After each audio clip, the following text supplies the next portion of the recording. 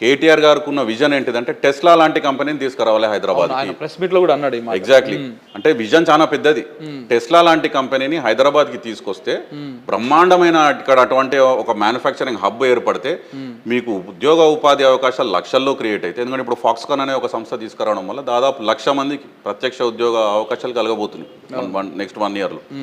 అట్లనే టెస్లాని తీసుకురావాలనే ఉద్దేశంతో అది క్రియేట్ చేసి ఒక సమ్మిట్ని ఏర్పాటు చేసి ఆన్ రికార్డ్ చెప్తున్నాం. అప్పటికి హుండాయ్ కంపెనీ వచ్చి 2,000 కోట్లు పెట్టుబడి పెడతామని ఆ ఈవీ సమ్మిట్లో 2023 ఎలక్ట్రిక్ రేస్ జరిగే ఈవీ రేస్ ఫార్ములా ఈ రేస్ జరిగే 1 week ముందు హుండాయ్ లాంటి కంపెనీలు అంటే పేరుగాంచిన కంపెనీలు అంతర్జాతీయంగా వాళ్ళ మ్యానుఫ్యాక్చరింగ్ హబ్స్ తెలంగాణలో పెట్టుకుంటాం.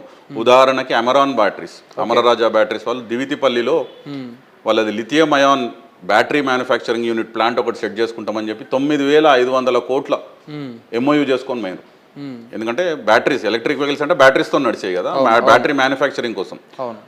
ఈ రకంగా దాదాపు 15,000 నుంచి 16,000 కోట్లు ఆ ఒక వారంలో హైదరాబాద్ చుట్టుపక్కల ఆకర్షింపబడింది. ఏంది electric vehicle summit, EV summit ద్వారా. దీని ద్వారా ఏం జరుగుతుంది, తెలంగాణలో యువతకు పెద్ద ఎత్తున ఉద్యోగ ఉపాధి అవకాశాలు కలుగుతాయి.